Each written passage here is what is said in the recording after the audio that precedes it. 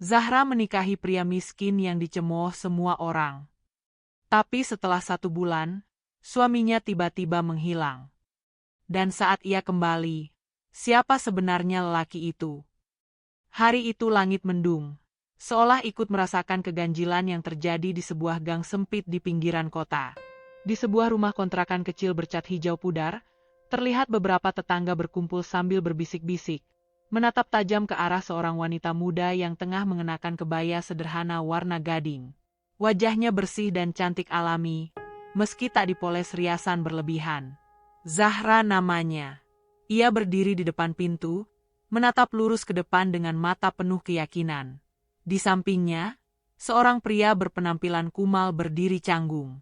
Rambutnya agak panjang dan kusut, bajunya bekas tapi rapi. Reza, nama yang mulai dikenal warga sebagai gelandangan yang biasa tidur di pelataran masjid atau halte kosong. Hari itu, ia berdiri sebagai mempelai pria. Jari-jari tangannya gemetar saat menggenggam map berisi surat nikah. Warga sekitar tak bisa menyembunyikan keterkejutannya.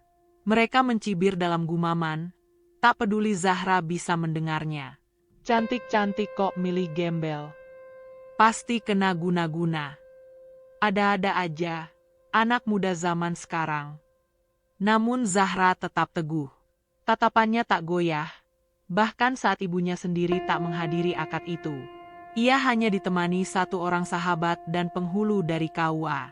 Tak ada pesta, tak ada musik, hanya segelas air putih dan seikat bunga melati di meja ruang tamu. Sementara itu, di sudut gang, seorang pria berseragam coklat berdiri sambil menghisap rokok. Dimas. Wajahnya muram, tapi sorot matanya tajam. Ia mantan Zahra, yang kini menjabat sebagai polisi sektor lokal. Dulu, ia sempat melamar Zahra namun ditolak karena sikapnya yang kasar dan sombong. Hari ini, ia menyaksikan wanita yang pernah dicintainya menikahi pria yang menurutnya bahkan tak layak disebut manusia. Dimas membuang rokok ke tanah dan menginjaknya. Bego, gumamnya lirih. Usai akad nikah, Zahra menatap Reza dengan senyum tulus. Tak ada kegugupan di wajahnya, hanya kelegaan. Mereka resmi menjadi suami istri, di tengah cibiran, tanpa restu, tanpa pesta. Hanya mereka berdua, dan cinta yang mereka bangun di antara kepedihan hidup. Beberapa minggu sebelum ini, Zahra memang sudah dikenal sebagai sosok yang aneh. Ia berhenti dari pekerjaannya sebagai kasir swalayan, menolak tawaran kerja dari Dimas, dan justru sering terlihat membawa makanan untuk Reza yang tinggal di perantoko. Banyak yang mengira Zahra telah stres, tapi tak sedikit juga yang diam-diam mengagumi keteguhannya. Zahra mengenal Reza bukan lewat kisah cinta dramatis, tapi melalui obrolan sederhana di bangku taman kota. Reza tak pernah memohon bantuan, justru ia yang sering memberi nasihat-nasihat kehidupan yang menenangkan. Zahra merasa menemukan ketulusan yang tak ia temukan di wajah-wajah pria mapan lainnya. Dari situlah tumbuh simpati, lalu cinta.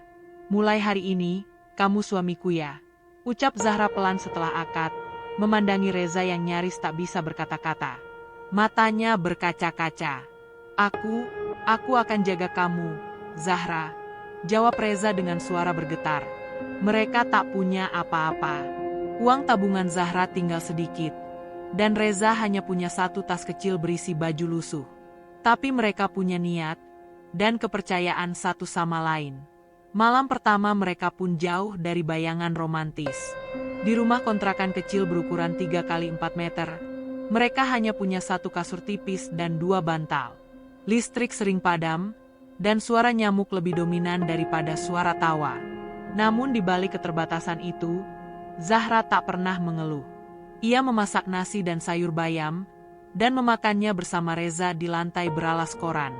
Ia mencuci baju dengan tangan, menyapu halaman, dan bahkan membuat pot bunga dari botol bekas. Reza, meski terbata-bata, mulai mencari kerja harian. Ia sempat menjadi kuli angkut di pasar, kadang membantu bersih-bersih masjid. Tiap sen yang didapat, selalu ia berikan ke Zahra, meski seringkali tak cukup untuk belanja harian. Tetangga tetap mencibir, namun beberapa mulai heran. Kenapa Zahra tak pernah mengeluh? Dia kena pelet kali ya? Gak normal. Masa ia senyum-senyum terus? Zahra tak peduli. Baginya, kebahagiaan bukan berasal dari gengsi, tapi dari hati. Dan bersama Reza, ia merasa hidupnya justru lebih hidup. Tapi Dimas tak tinggal diam. Ia mulai mendatangi tetangga satu persatu, menyebarkan gosip bahwa Reza punya masa lalu kelam. Ia menyusupkan keraguan ke dalam lingkungan kecil itu. Waspada lo, jangan sampai anak-anak kalian ketularan. Awas, dia pernah masuk bui katanya. Meski belum membuktikan, kata-kata Dimas mulai membuat warga tak nyaman. Zahra mulai merasakan perlakuan berbeda. Senyum palsu, pintu yang ditutup, hingga anak-anak kecil yang tak lagi menyapanya saat lewat. Namun Zahra tetap melangkah. Ia tetap tersenyum, tetap menggandeng tangan Reza saat ke warung, tetap mengantar suaminya tiap pagi dengan doa yang lirih. Malam itu, saat hujan turun deras, Reza duduk termenung di sudut kamar. Ia memandangi Zahra yang sedang menjemur baju di dalam rumah karena halaman becek. "Zahra, kenapa kamu gak nyesel nikahin aku?" tanya Reza lirih. Zahra tersenyum sambil mengangguk pelan. "Karena kamu orang pertama yang bikin aku merasa berarti, bukan karena aku cantik, bukan karena aku punya apa-apa, tapi karena aku manusia, Reza." Reza menunduk. Ada perasaan asing mengalir dalam dadanya, antara bahagia, takut, dan haru yang tak bisa dijelaskan. Ia tahu, ada rahasia besar yang belum ia ungkap. Tapi hari itu, ia hanya ingin menikmati kejujuran Zahra. Meski dunia membenci mereka, Zahra telah membuktikan bahwa cinta sejati tidak butuh syarat. Dan begitulah, kisah mereka dimulai. Bukan dari kisah dongeng istana, tapi dari kontrakan reot, hujan malam, dan dua hati yang saling percaya. Hari-hari setelah pernikahan Zahra dan Reza berjalan pelan, seperti arus sungai yang tenang namun dalam. Mereka menempati kontrakan mungil yang dulunya sempat ditinggalkan pemiliknya karena sering bocor saat hujan. Lokasinya berada di sudut gang sempit, dengan atap seng dan tembok yang warnanya mulai terkelupas. Tak ada perabot mewah, hanya kasur tipis, lemari plastik tua, dan sebuah kompor gas kecil di dapur terbuka. Tapi bagi Zahra, rumah itu bukan tempat tinggal sementara, melainkan awal kehidupan baru bersama lelaki yang ia percaya dengan sepenuh hati. Setiap pagi, Zahra bangun sebelum azan subuh. Ia menyiapkan air panas di teko tua, lalu membangunkan Reza dengan lembut. Reza, yang masih terbiasa tidur di tempat keras, sering terbangun dengan punggung nyeri. Namun ia selalu membalas senyum Zahra dengan ketulusan yang sama. "Kopi pahit atau teh manis?"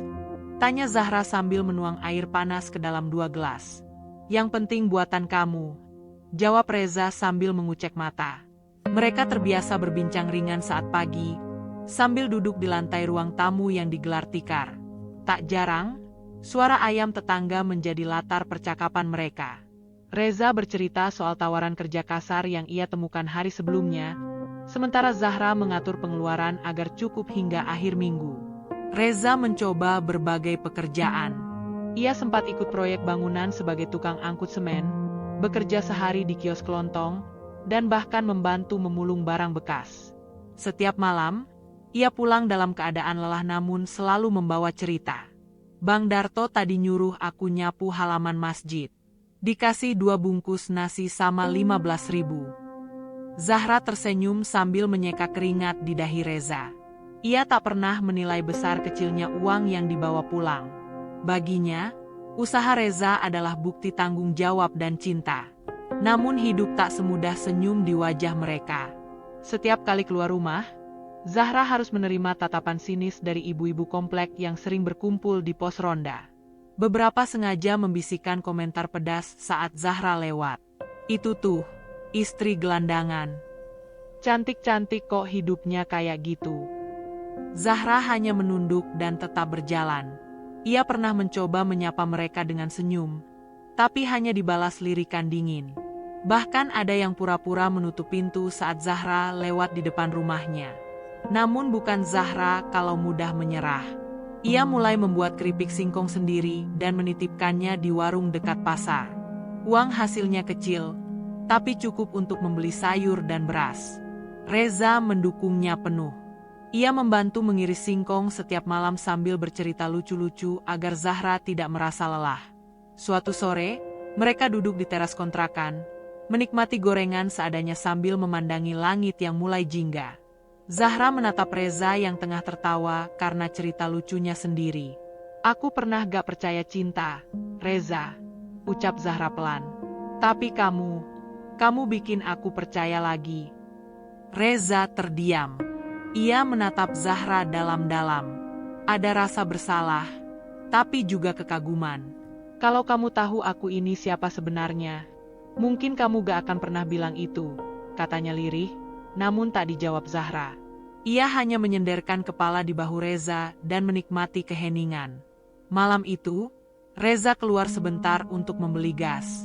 Di jalan, ia melihat Dimas berdiri di seberang jalan, sedang memarkirkan motornya.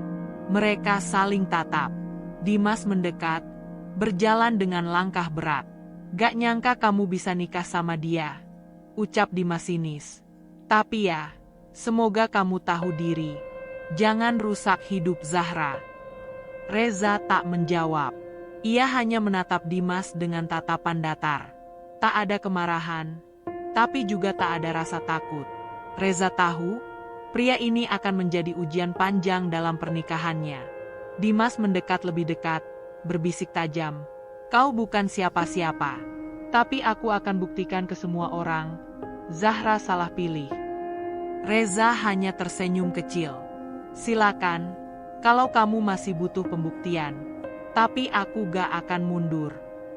Beberapa hari setelah pertemuan itu, Reza jarang keluar rumah. Ia merasa diawasi, dan Zahra pun mulai merasa cemas.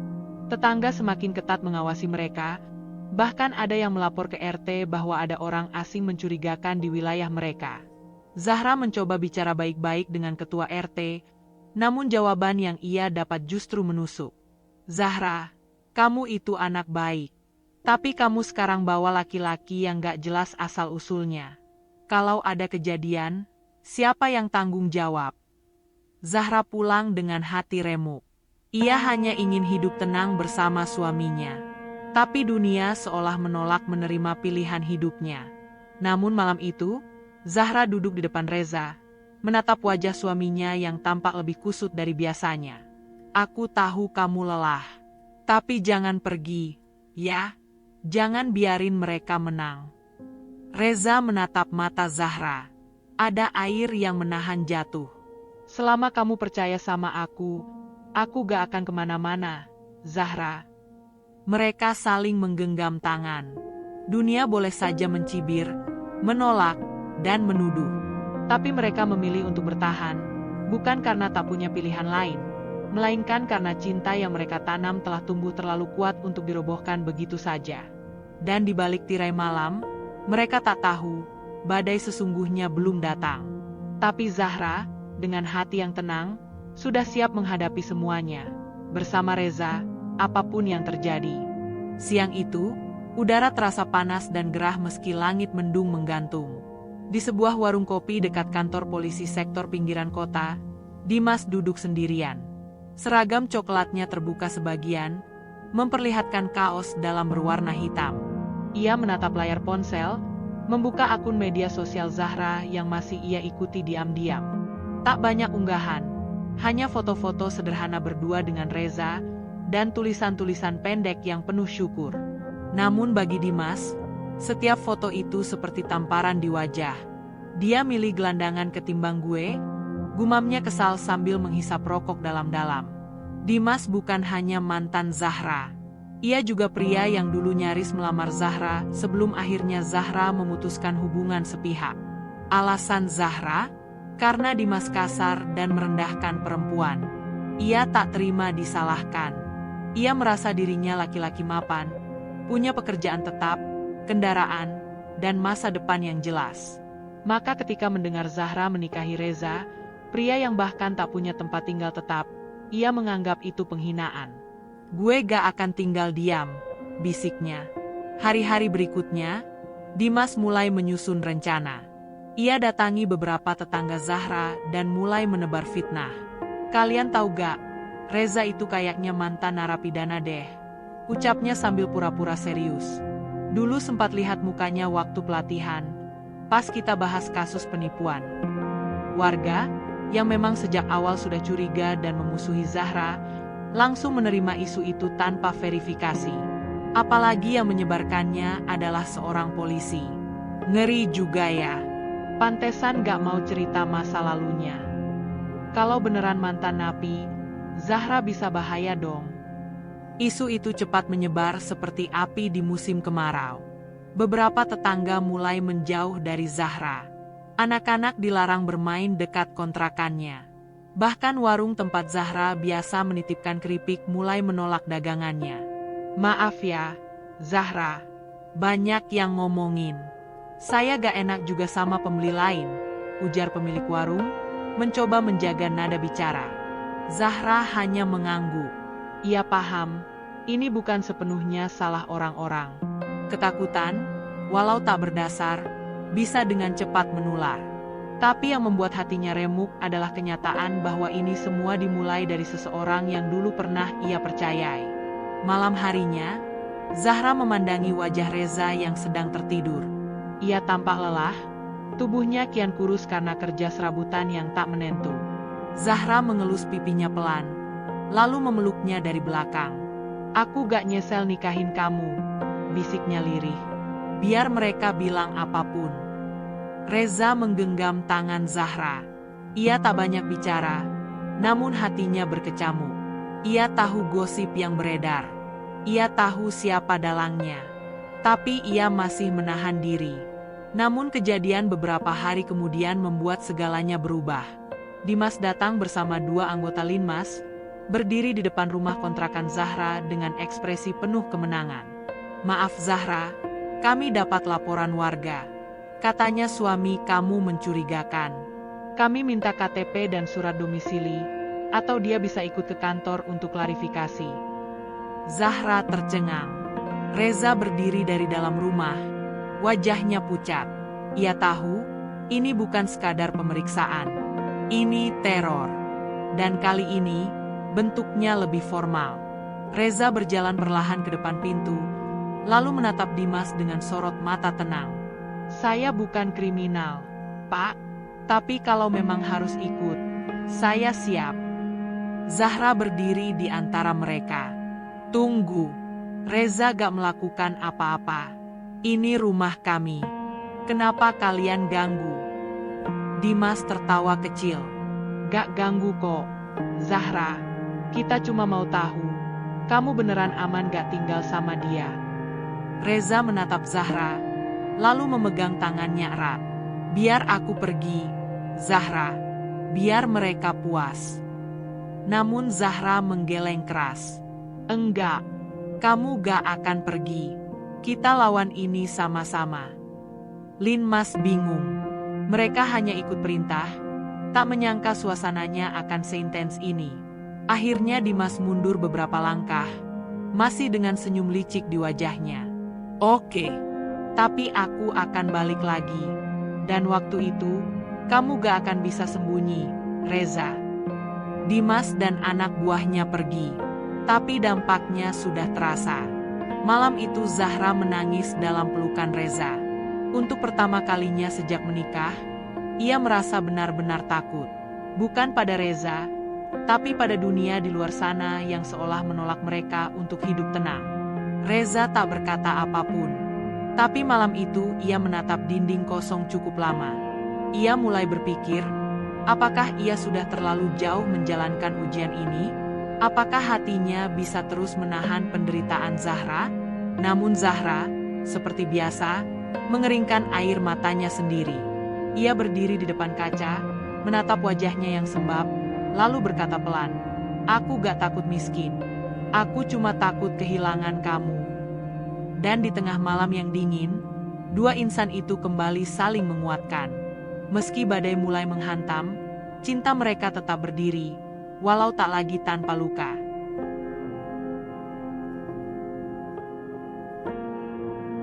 Langit pagi itu dilapisi awan putih kelabu. Udara dingin masuk dari jendela kecil kontrakan Zahra dan Reza, Namun kehangatan di dalam rumah itu tak luntur. Zahra, dengan rambut yang masih basah karena mandi subuh, sedang sibuk merapikan meja kecil tempat mereka biasa makan. Di atasnya, sepiring nasi, tahu goreng, dan sambal terhidang. Reza baru saja pulang dari masjid, membawa 2 gelas air panas. Walau hidup mereka jauh dari kata cukup, keseharian Zahra dan Reza seperti lukisan kesederhanaan yang jujur. Mereka terbiasa menertawakan nasib, bahkan saat perut keroncongan. Di dinding, tertempel kalender dari tahun sebelumnya. Jam dinding sudah mati sejak sebulan lalu, tapi Zahra belum berniat menggantinya. Reza duduk bersila, mengusap keringat di keningnya. "Hari ini aku coba cari kerja ke proyek di ujung kampung ya," ucapnya. Zahra mengangguk pelan. "Kalau gak dapat juga, gak apa-apa. Aku bisa titip keripik lagi ke warung Bu Yati." Tapi bukannya dia udah nolak. Zahra tersenyum, lembut namun pahit. "Aku mau coba lagi. Siapa tahu hatinya lebih lunak hari ini." Namun kenyataan lebih keras dari harapan. Zahra kembali dari warung Bu Yati dengan tatapan kosong. Penolakan itu bukan hanya soal barang dagangan, melainkan penolakan atas eksistensinya sebagai istri dari pria yang dianggap aib oleh lingkungan. "Saya gak enak, Zahra. Banyak yang ngomongin kamu dan suamimu. Warung saya bisa sepi kalau terus jualin dagangan kamu," kata Bu Yati, tanpa tatapan bersalah. Zahra tak membalas. Ia hanya mengangguk, menahan gemuruh di dadanya. Sementara itu, Reza juga tak lebih beruntung. Di proyek bangunan tempat ia melamar kerja, mandor menatapnya curiga. "Kamu Reza, yang tinggal sama Zahra itu?" "Iya, Pak." Mandor menggeleng. "Saya dapat info kamu orang bermasalah. Gak mau ambil risiko. Maaf." Reza pulang dengan tubuh lemas. Di jalan, ia melihat beberapa orang membicarakannya sambil tertawa kecil. Seorang tukang ojek sempat berkomentar lantang saat Reza lewat. "Pura-pura alim, padahal siapa tahu dia maling dulu." Di dalam rumah, Reza duduk di lantai, mendekap lutut. Zahra menghampirinya tanpa berkata apa-apa, hanya menyodorkan selembar kain untuk menyeka peluh. Reza menatap wajah istrinya dengan campuran marah dan kasihan. "Zahra, kamu yakin masih mau sama aku?" Zahra duduk di sampingnya, memeluk lengannya. "Cinta bukan cuma buat saat senang. Aku gak pilih kamu karena dunia setuju.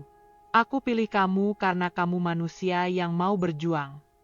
Reza menunduk, dan untuk pertama kalinya sejak mereka menikah, ia menangis di hadapan Zahra. Air matanya jatuh diam-diam, membasahi tangan Zahra yang terus menggenggam erat. Hari-hari berikutnya, mereka mulai hidup lebih hemat. Makan sehari 2 kali, listrik hanya dinyalakan malam hari, air ditampung dari hujan. Zahra bahkan menjahit sendiri pakaian Reza yang mulai robek. Tapi tak sekalipun ia mengeluh. Di tengah semua itu, ada satu kebahagiaan kecil. Zahra mulai mengajar anak-anak mengaji di musola kecil belakang gang. Ia tak dibayar, tapi menerima beras, telur, dan sayur dari beberapa ibu yang simpati. Di sanalah, perlahan orang-orang mulai melihat sisi lain Zahra. Namun Dimas tak tinggal diam. Ia mulai menyebar fitnah baru, bahwa Zahra sedang berpura-pura baik untuk menutupi masa lalu suaminya yang kelam. Ia membujuk RT setempat agar membatasi aktivitas Zahra. "Saya cuma jaga lingkungan. Jangan sampai kita kecolongan," kata Dimas, seolah peduli. Malam itu, RT datang ke kontrakan mereka dan meminta agar Zahra berhenti mengajar anak-anak sementara waktu. "Daripada nanti ada yang keberatan," katanya. Zahra hanya tersenyum. "Baik, Pak. Saya nurut." Setelah RT pergi, Reza menatap Zahra dengan sorot tak rela. "Kita terlalu baik. Aku pengen lawan, Zahra. Mereka itu salah." Zahra menatap suaminya dengan teduh. "Aku tahu kamu marah. Tapi kadang, bertahan lebih berani daripada melawan. Kita gak akan menang kalau pakai cara mereka." Kalimat itu menenangkan Reza. Ia sadar, Zahra bukan hanya pendamping, tapi juga cermin keberanian yang tidak menggelegar, namun menancap. Beberapa minggu berlalu. Hidup mereka tetap sulit. Namun cinta mereka justru makin kuat. Di tengah keterasingan, mereka saling menggenggam. Saat semua orang menolak, mereka memilih menerima satu sama lain, seutuhnya. Dan saat Reza menatap Zahra tertidur di pelukannya malam itu, ia tahu satu hal. Zahra bukan hanya lulus dalam ujian ketulusan. Ia juga sedang menyelamatkan Reza dari dirinya sendiri, dari keputusasaan, dari amarah, dari rasa tidak berharga. Namun jauh di dalam dada Reza, ada kegelisahan yang belum selesai. Ia tahu, semakin lama ia menunda kebenaran, semakin besar rasa bersalah yang akan ia tanggung. Karena sesungguhnya, Reza bukan pria miskin seperti yang semua orang pikirkan. Pagi itu, Zahra sedang menyapu halaman kecil depan rumah kontrakan. Angin berembus pelan, membawa aroma tanah basah sisa hujan semalam. Reza masih terlelap di dalam, setelah semalaman bekerja serabutan membantu memindahkan tumpukan kayu dari gudang tua. Wajahnya semakin kurus, namun ada binar keteguhan yang tak pernah padam di sorot matanya. Zahra sempat tersenyum melihat tanaman kangkung dalam pot bekas ket mulai tumbuh tinggi. Tapi senyum itu hilang seketika saat ia melihat seseorang datang dari ujung gang. Dimas. Mengenakan jaket kulit dan celana jeans, pria itu berjalan santai dengan rokok terselip di tangan. Zahra, panggilnya, sinis. Zahra berdiri tegak. Ada perlu apa lagi ke sini? Dimas menatapnya lama, lalu tertawa kecil. Masih keras kepala, ya? Aku pikir kamu akan sadar juga pada akhirnya. Aku sadar, tapi bukan seperti yang kamu maksud. Dimas mendekat, hanya berjarak 2 langkah dari Zahra. Aku udah tahan cukup lama. Tapi kayaknya kamu perlu tahu satu hal. Suamimu gak sesuci yang kamu kira. Zahra menatap tajam. Kamu datang cuma untuk bilang itu. Belum selesai. Dimas menyandarkan tubuh ke pagar bambu, lalu berbisik. Aku punya teman di Polres. Aku bisa rekayasa data. Kalau aku bilang Reza punya catatan kriminal, orang-orang akan percaya. Bahkan kamu sendiri akan mulai ragu. Zahra membeku. Bukan karena takut, tapi karena tidak percaya Dimas bisa sejahat itu. Dulu kamu pria yang punya harga diri, katanya pelan. Dimas mendengus. Harga diri? Harga diriku diinjak kamu sejak kamu milih gelandangan itu. Jadi jangan bicara moral sama aku. Sebelum pergi, Dimas menyelipkan amplop putih ke pagar. Zahra tak menyentuhnya. Ia hanya menatap punggung Dimas sampai hilang di tikungan. Dalam hati, ia tahu, ini bukan lagi soal cinta masa lalu, tapi dendam yang tumbuh karena harga diri yang terluka. Hari-hari berikutnya, hidup Zahra dan Reza berubah drastis. Warga mulai membuka jarak lebih terang-terangan. Anak-anak tak lagi lewat di depan rumah mereka. Penjual sayur yang biasa lewat depan kontrakan kini memilih rute berbeda. Bahkan surat edaran RT tentang kebersihan lingkungan sengaja tidak diberikan ke Zahra, seolah mereka bukan bagian dari komunitas lagi. Puncaknya terjadi pada suatu malam, ketika Reza pulang dalam keadaan basah kuyup dan luka di pelipisnya. Zahra terkejut, segera menghampiri. Apa yang terjadi? Siapa yang nyakitin kamu? Reza hanya menggeleng, duduk dengan napas terengah. 4 orang nyegat aku di gang dekat pasar. Nggak bilang apa-apa, langsung mukul. Cuma bilang, jangan sok suci lo. Zahra memandikan luka itu dengan hati remuk. Tangannya gemetar, tapi tatapannya dingin.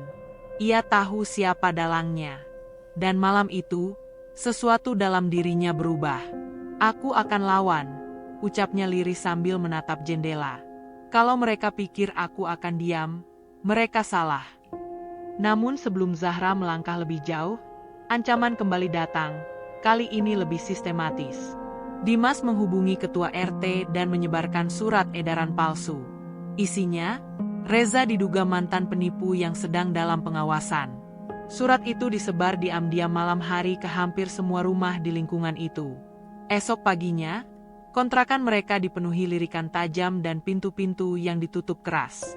Beberapa ibu mulai mengeluh anak-anaknya mimpi buruk dan menyalahkan kehadiran Reza. Puncaknya, Ketua RT datang bersama 2 warga dan meminta mereka mengosongkan rumah dalam waktu seminggu. Tanpa bukti, tanpa surat resmi, hanya tekanan sosial yang perlahan berubah menjadi kekerasan emosional. Kami gak bisa jamin keselamatan kalian. Kalau ada yang marah dan berbuat macam-macam, kami gak tanggung jawab, ucap RT dengan nada pura-pura netral. Zahra hanya menunduk. Reza mengepalkan tangan, tapi Zahra menggenggamnya erat agar tidak bicara. Setelah mereka pergi, Zahra duduk lama di atas lantai. Matanya memandangi tumpukan baju di pojok kamar. Sambil terisak, ia berkata pelan, "Kalau kita pergi, mereka menang." Reza hanya memeluk Zahra, membiarkan istrinya menangis dalam diam. Air matanya pun jatuh, meski ia mencoba menahan. Namun di tengah keterpurukan, Zahra masih menyalakan lilin kecil dalam gelap. Ia mendatangi seorang teman lamanya, Hilda, yang bekerja sebagai jurnalis lokal. Mereka duduk di sebuah kedai kecil, jauh dari lingkungan tempat tinggal Zahra. "Aku gak minta dibela," ujar Zahra. "Aku cuma pengen ada yang tahu bahwa suamiku bukan seperti yang mereka tuduh." Hilda mendengarkan dengan seksama, mencatat setiap kalimat. Ia tahu Zahra bukan tipe orang yang suka drama. Dan apa yang terjadi padanya adalah bentuk persekusi diam-diam yang sering tak tercatat. "Satu hal aja yang kamu percaya, Hil," ucap Zahra sebelum pulang. "Dia memang bukan siapa-siapa, tapi dia manusia. Dan manusia layak diperlakukan seperti manusia." Malam itu, Zahra kembali ke rumah dengan wajah yang lebih teguh. Ia peluk Reza erat-erat, lalu berkata, "Kita gak akan pindah. Ini rumah kita. Kalau mereka mau usir, mereka harus usir tubuh kita. Bukan cuma nyawa kita." Dan untuk pertama kalinya sejak semua ini dimulai, Reza menatap Zahra dengan rasa takut yang berubah jadi keyakinan. Bukan karena ancaman yang datang dari luar, tapi karena perempuan di hadapannya tak lagi hanya istri, dia telah menjadi benteng. Namun di balik semua keberanian itu, ada kenyataan yang mulai menyesakkan dada Reza. Ia tahu saat badai semakin keras, rahasia yang ia simpan akan menjadi bom waktu. Dan ketika waktu itu tiba, tidak akan ada jalan mundur. Matahari belum terbit ketika Zahra bangun. Langit masih gelap, dan embun belum sempat turun. Tapi dalam keheningan pagi itu, pikirannya sudah gaduh. Di dalam dadanya, ada sesak yang tak bisa disingkirkan, campuran antara lelah, marah, dan keinginan kuat untuk tetap bertahan. Ia menatap Reza yang tidur di sebelahnya. Wajah suaminya tampak tenang, meski tubuhnya masih menyimpan memar dari pemukulan beberapa hari lalu. Di dada Reza, tertinggal jejak luka yang belum kering. Luka yang bukan hanya fisik, tapi juga harga diri. Zahra menarik nafas panjang. Ia tahu mereka sedang didorong ke tepi jurang. Tapi ia juga tahu, bukan saatnya menyerah. Hari itu Zahra memutuskan sesuatu. Ia berdiri di depan rumah kontrakan, mengenakan jilbab polos dan baju lengan panjang yang sedikit lusuh. Wajahnya bersih, tak dipoles, tapi sorot matanya lebih tajam dari biasanya. Ia membawa sebuah kotak kecil berisi dokumen dan mendatangi kantor kelurahan. "Aku mau bicara langsung ke Pak Lurah," katanya dengan suara tenang namun penuh penekanan. Petugas sempat heran, tapi melihat wajah Zahra yang tak bisa dibantah, mereka membiarkannya masuk. Di dalam ruang kerja Pak Lurah, Zahra duduk berhadapan langsung. Ia keluarkan berkas-berkas dari kotak kecil, surat nikah, KTP Reza, bukti domisili, hingga surat keterangan dari ustaz setempat yang menyatakan Reza aktif membantu kegiatan sosial. "Semua yang dituduhkan ke suami saya tidak berdasar. Dan saya minta satu hal, jangan biarkan fitnah mengatur keputusan kelurahan." Pak Lurah terdiam. Ia membuka satu persatu dokumen itu. Zahra tahu, lelaki tua itu bukan orang jahat, hanya terlalu mudah dipengaruhi suara lingkungan dan tekanan dari Dimas, yang diam-diam mulai menyusup ke dalam sistem sosial kelurahan lewat relasinya sebagai aparat. "Zahra," kata Pak Lurah akhirnya, "saya paham perasaanmu. Tapi tekanan dari warga terlalu besar. Saya tak bisa jamin keselamatan kalian. Zahra menatapnya dalam-dalam. Pak, kalau masyarakat jadi hakim tanpa bukti, lalu kapan kita belajar jadi manusia? Namun di luar kantor itu, rencana licik Dimas sudah berkembang. Ia telah menyiapkan sesuatu yang jauh lebih berbahaya. Sebuah laporan resmi ke kepolisian bahwa Reza terlibat dalam kasus penipuan investasi belasan tahun lalu. Ia menyerahkan sebuah foto lama seseorang yang mirip Reza, serta laporan palsu dengan tanda tangan yang dipalsukan. Kalau ini diproses, kata salah satu kenalannya di kepolisian, dia bisa ditahan sementara. Minimal ditahan untuk klarifikasi. Itu yang gue mau, jawab Dimas dingin. Biar dia tahu rasa. Biar Zahra nyadar siapa yang dia bela. Sore itu, 2 anggota polisi berpakaian preman datang ke kontrakan Zahra. Mereka mengetuk pintu pelan. Zahra membukakan dengan wajah cemas. Maaf, Bu Zahra. Kami dari kepolisian sektor kota. Bisa kami bicara dengan suami ibu, Reza? Reza yang baru saja keluar dari kamar terdiam di ambang pintu. Matanya bertemu dengan mata kedua petugas. Di wajah mereka tak ada kemarahan, tapi ada formalitas yang mencemaskan. Ada apa, Pak? Tanya Reza dengan suara berat. Kami dapat laporan. Kami perlu klarifikasi soal identitas dan beberapa aktivitas Anda belakangan ini. Zahra berdiri di samping Reza. Reza gak punya catatan kriminal. Kami sudah tunjukkan semua data ke Pak Lurah. Kami paham, Bu. Tapi mohon kerjasamanya. Ini hanya klarifikasi. Namun Zahra tahu, ini bukan hanya klarifikasi.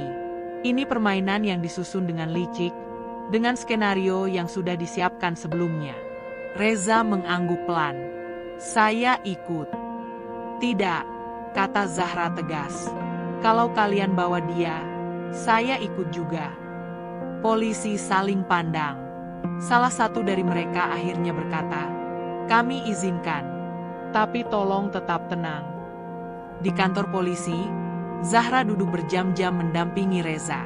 Sementara suaminya diperiksa, ia terus mengetik di ponsel, mengirim pesan ke Hilda, mencatat semua detail pemeriksaan, bahkan mencatat nama penyidik. Saat malam tiba dan pemeriksaan belum usai, Zahra keluar ke teras kantor. Hilda datang tergesa-gesa, membawa catatan dan kamera kecil. Zahra, kamu yakin mau lawan balik? Zahra mengangguk. Kalau bukan sekarang, aku dan Reza akan hancur. Dan besok, mungkin orang lain juga akan dihancurkan dengan cara yang sama. Hilda menatapnya lekat. Kalau begitu, aku akan bantu. Malam itu, Zahra duduk sendiri di bangku panjang luar ruang pemeriksaan. Udara dingin menusuk, namun ia tak goyah. Saat Reza akhirnya keluar dari ruang interogasi, wajahnya lelah, tapi masih utuh. Mereka gak bisa buktiin apa-apa, gumamnya. Zahra tersenyum kecil. Aku tahu. Mereka pulang berdua dengan langkah lambat, menyusuri jalan kota yang mulai sepi. Namun satu hal berubah. Zahra kini tak hanya menjadi istri yang bertahan, tapi pejuang yang menantang sistem. Dan malam itu, Reza memeluk Zahra lebih erat dari biasanya. Kalau nanti semua ini berakhir buruk, kamu harus tahu satu hal, Zahra. Zahra memeluk balik. Aku udah tahu, Reza, dan aku siap. Namun Reza belum bicara. Ia tahu, waktunya akan datang, saat kebenaran tentang dirinya harus dibuka. Tapi sebelum itu, ia ingin memastikan Zahra cukup kuat. Karena sekali rahasia itu terungkap, semuanya akan berubah. Untuk selamanya. Pagi itu berbeda dari biasanya. Matahari belum muncul, tapi Zahra terbangun dengan perasaan ganjil. Di sisi ranjang, tempat Reza biasa tidur, hanya ada bantal kosong yang masih hangat. Zahra bangkit, melangkah ke dapur kecil, berharap menemukan Reza sedang membuat teh seperti biasanya. Tapi dapur kosong. Meja makan pun masih rapi, gelas-gelas belum digunakan. Zahra memanggil pelan. Reza? Tak ada jawaban. Ia berjalan ke depan rumah. Gerbang kayu kecil yang biasanya terkunci, kini terbuka lebar. Sepasang sandal Reza tak ada. Zahra menatap gang sempit yang perlahan mulai ramai dengan suara tukang sayur dan anak sekolah. Tapi tak ada tanda-tanda suaminya. Awalnya Zahra mencoba tenang. Mungkin Reza keluar sebentar, cari kerja, atau membeli sesuatu. Tapi waktu berjalan. Hingga jam 10 pagi, Reza belum kembali. Saat tengah hari tiba dan Reza belum juga muncul, kegelisahan Zahra berubah menjadi kepanikan. Ia mendatangi beberapa tempat kerja harian yang biasa dikunjungi Reza. Tukang parkir, tukang bangunan, warung kopi tempat Reza kadang membantu cuci piring. Semua menjawab sama. Enggak lihat Reza hari ini. Zahra kembali ke rumah dengan kaki gemetar. Di dalam kontrakan, ia terduduk lama di lantai. Matanya menatap kosong. Rasa takut menyergap perlahan-lahan, seperti kabut yang naik dari tanah dingin. Malam datang, dan Zahra duduk sendirian di depan pintu. Hujan mulai turun, kecil-kecil tapi menusuk. Ia tak lagi peduli. Warga yang lewat menatapnya dengan aneh, tapi tak satu pun mendekat atau bertanya. Jam 9 malam, sebuah amplop coklat diselipkan lewat celah pintu. Zahra melihatnya dan segera membukanya. Di dalamnya hanya selembar kertas dengan tulisan tangan yang halus dan tenang. Zahra, aku harus pergi sementara. Bukan karena aku menyerah, tapi karena aku harus menyelesaikan sesuatu. Aku janji akan kembali. Tapi kalau aku tak kembali, ingatlah bahwa kamu telah menyelamatkanku lebih dari yang bisa kubalas. Reza. Zahra membaca surat itu berulang kali. Tak percaya. Air matanya jatuh, bercampur dengan hujan yang masih menetes dari rambutnya. Kenapa sekarang, Reza? Saat kita sedang bertahan. Keesokan harinya, berita menghilangnya Reza mulai menyebar. Warga justru menggunakannya sebagai bahan baru untuk memperkuat tuduhan lama. Tuh kan, kabur. Pasti beneran buronan, makanya ngilang. Ketua RT mendatangi Zahra dengan raut prihatin yang dibuat-buat. Zahra, kalau kamu butuh bantuan, bilang aja. Tapi ya, kamu juga harus mulai berpikir panjang. Hidup sendiri itu berat. Zahra hanya menatap lurus ke depan, matanya tak bergeming.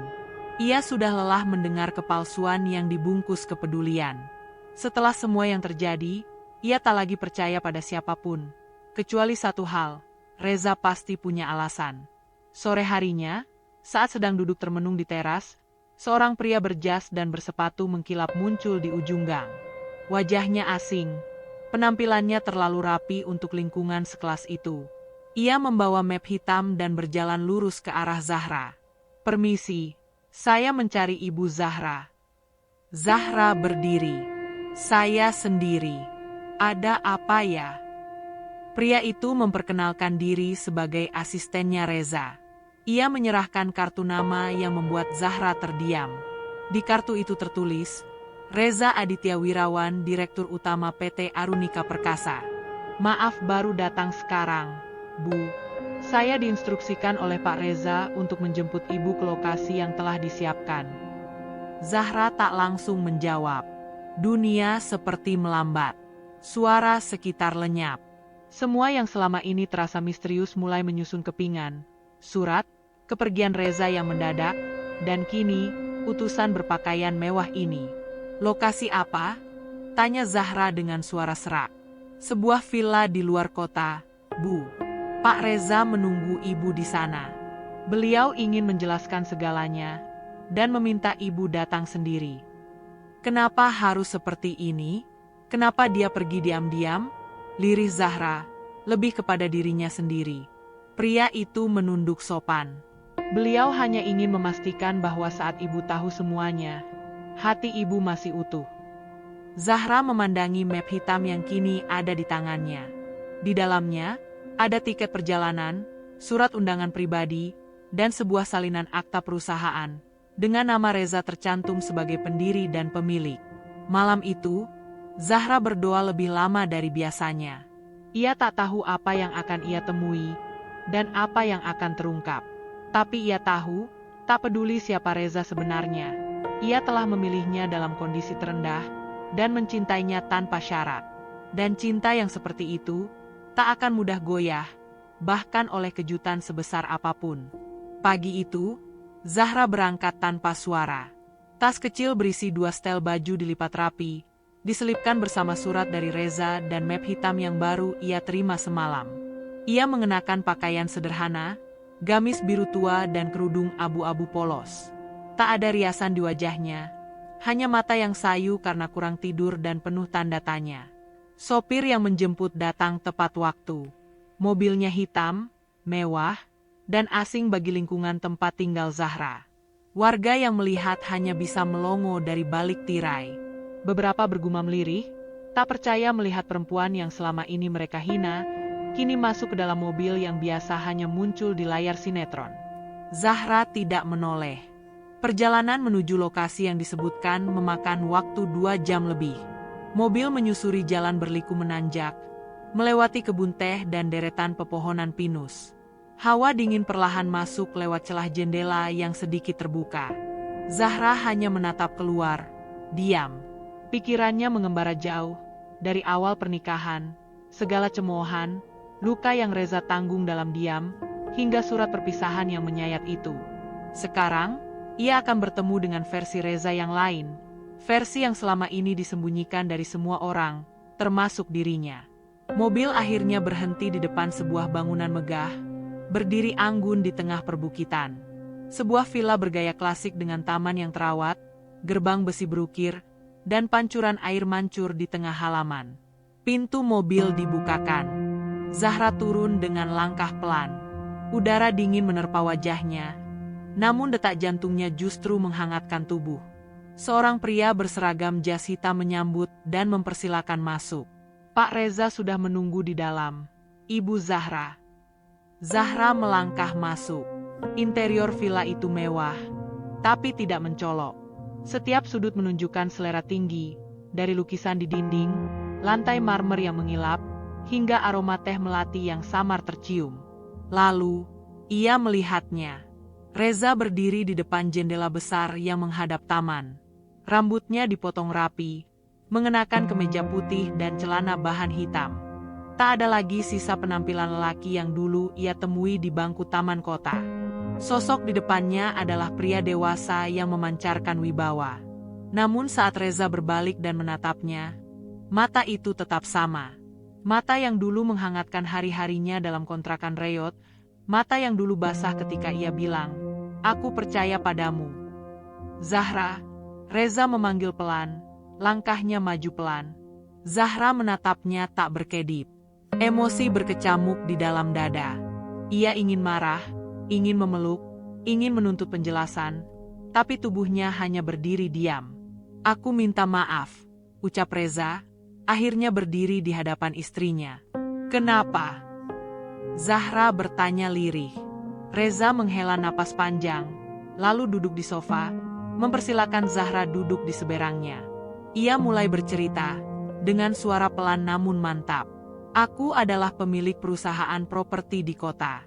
Namanya Arunika Perkasa. Tapi 3 tahun lalu, aku melihat sesuatu yang membuatku muak pada hidupku sendiri. Teman-temanku menikah karena uang, keluarga hancur karena warisan, dan cinta jadi bahan transaksi." Zahra masih diam. "Aku ingin tahu, apakah ada orang yang bisa mencintai tanpa tahu latar belakangku, tanpa melihat angka di rekening? Maka aku memutuskan menghilang. Aku tinggal di jalanan. Aku ingin merasakan dunia dari sisi yang tak pernah kusentuh. Kemiskinan, kesepian, dan penolakan." Ia menatap Zahra, matanya mulai basah. "Sampai aku bertemu kamu." Zahra mengatupkan bibirnya erat. Air mata mengalir, namun ia tak menyeka. Ia hanya menatap Reza seolah ingin memastikan ini bukan mimpi. "Kamu memilih aku saat aku tak punya apa-apa, Zahra. Kamu bertahan saat semua orang menyuruhmu pergi. Kamu membelaku bahkan saat aku sendiri ragu pada diriku." Reza bangkit, lalu berjalan ke sisi meja, mengambil sebuah kotak kecil dari laci. "Ini adalah kunci rumah baru yang kubangun sendiri untuk kita. Bukan karena kamu butuh harta, tapi karena kamu pantas mendapatkan tempat yang layak dan cinta yang layak. Zahra menerima kotak itu dengan tangan gemetar. Tapi kenapa kamu pergi begitu saja? Tanyanya, akhirnya bicara dengan suara parau. Aku takut. Takut saat semua ini terbuka, kamu merasa dikhianati. Takut kamu akan merasa aku mempermainkan hidupmu. Zahra menggeleng pelan. Kamu gak mempermainkanku, Reza. Kamu justru ngajarin aku bahwa cinta sejati itu gak butuh syarat. Reza maju dan menggenggam tangan Zahra. Mereka berdiri saling menatap, dua orang yang melewati badai dengan luka, namun kini saling menemukan dalam cahaya. Dan untuk pertama kalinya sejak mereka menikah, tak ada lagi ketakutan, tak ada lagi pura-pura, tak ada lagi rahasia. Hanya cinta yang telah terbukti bukan lewat kata, tapi lewat luka yang dipeluk bersama. Di luar villa, langit mulai cerah. Kabut perlahan menyingkir, membuka jalan bagi cahaya mentari. Dan Zahra, untuk pertama kalinya dalam waktu yang lama, tersenyum tanpa beban. Ia tahu, perjuangannya tak sia-sia. Karena cinta akhirnya menunjukkan wajah aslinya. Kabar tentang Zahra yang dijemput mobil mewah menyebar cepat bak percikan api di padang ilalang. Di warung kopi dekat musala, para warga berkumpul, membicarakan hal yang sebelumnya mereka anggap mustahil. Beneran tuh, katanya suaminya bos besar. Yang bener, lah kemarin katanya gelandangan. Gak ngerti juga, tapi tadi siang ada mobil hitam gede, supirnya pakai jas, sopan banget. Tak butuh waktu lama sebelum Hilda, jurnalis sahabat Zahra, merilis sebuah artikel berjudul Cinta Tak Mengenal Status. Kisah Reza dan Zahra yang menginspirasi. Artikel itu langsung viral di media lokal dan sosial media. Di dalamnya terdapat kisah lengkap Zahra, wanita yang memilih hidup bersama pria miskin tanpa tahu bahwa pria itu sebenarnya adalah pengusaha sukses yang menyamar demi mencari ketulusan. Artikel itu dilengkapi foto Reza saat menerima penghargaan beberapa tahun silam sebagai pengusaha muda inovatif. Nama lengkap dan perusahaannya tertulis jelas. Reza Aditya Wirawan, pendiri PT Arunika Perkasa. Tidak hanya itu, terungkap juga bahwa selama menyamar sebagai gelandangan, Reza secara diam-diam tetap membantu yayasan-yayasan sosial lewat rekening perusahaan. Warga yang tadinya mencibir Zahra, kini hanya bisa menunduk malu. Di grup WhatsApp RT, yang sebelumnya digunakan untuk menyebar gosip dan fitnah, kini hanya muncul stiker-stiker kikuk dan kata-kata basa-basi yang terasa hambar. Bahkan ketua RT yang dulu mengusir Zahra dan Reza dari kontrakan mulai resah.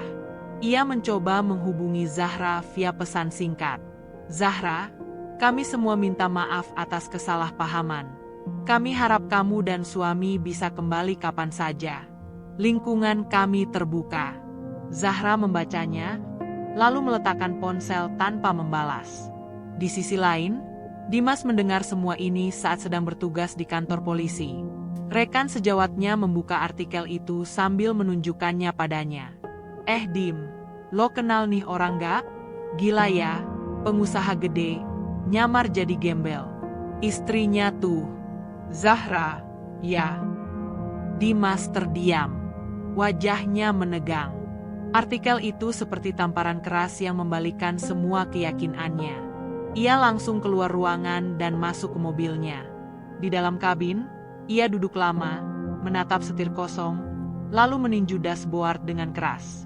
Astaga, jadi selama ini, ia teringat semua fitnah, semua tekanan yang ia lemparkan ke Zahra dan Reza. Setiap kalimatnya, setiap ancamannya, semua terpantul kembali seperti gema yang menyesakkan. Beberapa hari kemudian, Dimas memberanikan diri datang ke villa tempat Zahra dan Reza tinggal sekarang. Villa itu sudah ramai oleh jurnalis dan surat undangan media yang ingin mewawancarai pasangan fenomenal ini. Namun Zahra menolak semua tawaran eksklusif. Ia hanya mengizinkan satu media menulis kisahnya, Hilda, sahabatnya sendiri. Ketika Dimas tiba, penjaga villa sempat ragu membiarkannya masuk. Tapi Reza, yang mengenalnya, menyuruh penjaga membuka gerbang. Di ruang tamu yang lapang dan tenang, Dimas duduk berhadapan dengan Reza dan Zahra. Tak ada rasa percaya diri seperti dulu. Seragamnya tampak terlalu longgar untuk keangkuhan yang sudah luntur. "Aku minta maaf," ucap Dimas pelan. "Atas semuanya. Aku salah." Reza tidak menjawab. Ia hanya menatap Dimas dengan mata yang tenang, tapi dingin. Zahralah yang akhirnya bicara. "Kamu gak salah karena gak tahu, Dim. Kamu salah karena memilih menyakiti tanpa tahu." Dimas mengangguk pelan. "Kalian gak akan pernah lihat aku lagi." Saat Dimas berdiri dan berjalan menuju pintu, Reza memanggil pelan, "Dimas." Pria itu berhenti, menoleh perlahan. "Kamu punya potensi jadi polisi yang baik, tapi hati kamu harus jernih dulu." Dimas mengangguk, lalu pergi, meninggalkan ruangan itu dengan dada yang lebih berat dari sebelumnya. Hari-hari berlalu. Zahra dan Reza kembali menjalani hidup dengan cara mereka sendiri. Sederhana, meski tinggal di tempat megah. Mereka tetap masak sendiri, duduk bersila di lantai, dan sesekali tertawa membahas masa-masa mereka dulu tidur di kasur tipis dan hidup dengan Rp5.000 di saku. Zahra pernah ditanya oleh Hilda dalam wawancara terakhir, "Apa yang membuat kamu percaya pada Reza, bahkan saat dunia menolak dia?"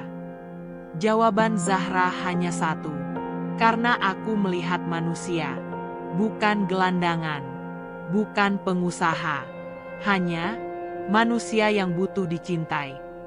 Dan cinta itulah yang kini tumbuh makin kuat, bukan dari kemewahan, tapi dari luka yang disembuhkan bersama. Langit di perbukitan pagi itu bersih tanpa awan. Udara sejuk berembus dari sela-sela jendela besar villa, membawa aroma tanah basah dan melati yang ditanam Zahra di pot-pot kecil pinggir teras. Burung-burung berkicau, dan di dapur, suara sendok mengaduk teh mengisi ruang sunyi dengan kehangatan yang tak terdengar. Zahra duduk di meja makan, masih mengenakan daster lembut warna coklat. Wajahnya segar meski tidak berias. Di hadapannya, Reza membentangkan kertas rencana pembangunan rumah sederhana yang ingin ia bangun di desa, jauh dari kota dan sorotan media. "Aku capek hidup di panggung, Zahra. Aku cuma pengen punya rumah kecil, kebun belakang, dan kamu di sana," ujar Reza sambil tersenyum kecil. Zahra menatapnya, lalu mengangguk. "Selama ada kamu, dimanapun juga rumah buatku."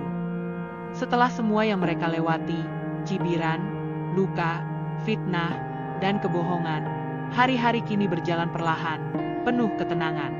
Tidak ada lagi pertanyaan apakah Reza akan pergi. Tidak ada lagi kekhawatiran Zahra tentang pandangan orang. Mereka kini hanya punya satu sama lain, dan dunia kecil yang mereka bangun dari dasar cinta yang benar-benar diuji. Tapi hidup tidak hanya tentang pasangan. Suatu sore, Reza mengajak Zahra kembali ke lingkungan kontrakan lama. Warga tercengang melihat keduanya datang. Mereka kini bukan pasangan miskin yang dicemooh, melainkan simbol dari sebuah pelajaran besar. Jangan menilai dari tampilan luar. Zahra berdiri di depan kontrakan reot itu. Tangannya menyentuh dinding yang catnya mulai mengelupas. Kenangan mengalir deras. Ia tersenyum, lalu membisik, "Rumah ini mungkin kecil, tapi disinilah kita besar." Ketua RT datang tergopoh-gopoh. Ia membawa buah tangan dan kata-kata yang terlalu rapi untuk terdengar tulus. "Zahra, Reza, saya atas nama warga minta maaf. Kami dulu salah menilai. Kami terlalu cepat menuduh." Zahra menatap pria itu. Kali ini tidak dengan marah, tapi dengan tenang yang menusuk. "Kalian bukan salah menilai. Kalian tidak pernah mau melihat," katanya pelan. "Tapi saya maafkan, karena kami tidak datang untuk menuntut." Warga mulai berdatangan, satu persatu. Ada yang membawa kue, ada yang hanya berdiri sambil menunduk. Anak-anak yang dulu dilarang menyapa kini berlarian mendekati Zahra, memeluknya, dan bertanya apakah mereka bisa bermain di rumah besarnya nanti. Zahra menangis. Tapi kali ini bukan karena sakit, melainkan karena luka akhirnya diberi ruang untuk sembuh. Di akhir pekan, Zahra dan Reza membuat pengumuman kecil. Mereka akan meninggalkan kota dan memulai hidup baru di desa. Bukan sebagai pengusaha atau tokoh viral, tapi sebagai pasangan biasa yang ingin damai. Sebelum berangkat, Hilda meminta izin untuk membuat dokumenter singkat tentang kisah mereka. Bukan untuk viralitas, tapi untuk memberi pelajaran pada masyarakat luas, bahwa cinta tidak bisa diukur dengan harta, bahwa manusia tidak boleh dinilai dari baju dan pekerjaan, dan bahwa keberanian kadang datang dari perempuan yang memutuskan untuk percaya, bahkan saat dunia menertawakannya. Video itu berjudul Cinta Zahra, Bukan Karena Harta. Dalam video itu, Zahra duduk di bangku taman tempat ia dan Reza pertama kali bertemu. Ia berkata, "Aku tidak pernah tahu siapa dia sebenarnya. Tapi aku tahu satu hal, dia tidak pernah berpura-pura tentang hatinya." Beberapa bulan kemudian, di sebuah rumah kecil yang menghadap hamparan sawah hijau, Zahra dan Reza hidup damai. Reza menanam sayuran, Zahra mengajar anak-anak mengaji dan membaca. Tak ada sorotan kamera, tak ada pujian, dan tak ada hinaan. Hanya mereka berdua. Suatu malam, saat mereka duduk di beranda rumah, Reza berkata, "Kalau waktu bisa diulang, apa kamu akan tetap pilih aku waktu aku masih kelihatan seperti gelandangan?" Zahra menjawab pelan, tanpa ragu, "Kalau kamu tetap jadi dirimu yang sekarang, bahkan andai kamu lebih miskin dari dulu, aku tetap akan pilih kamu." Dan malam itu, di bawah cahaya bintang yang redup tapi jujur, cinta mereka tak lagi butuh pembuktian. Karena pada akhirnya, rumah terbaik bukan yang berdiri megah, tapi yang dibangun dari ketulusan, kepercayaan, dan luka yang mereka sembuhkan bersama.